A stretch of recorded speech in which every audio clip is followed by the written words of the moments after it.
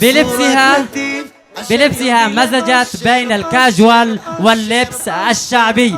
رحبوا معي بالمتسابقة ميار القدسي.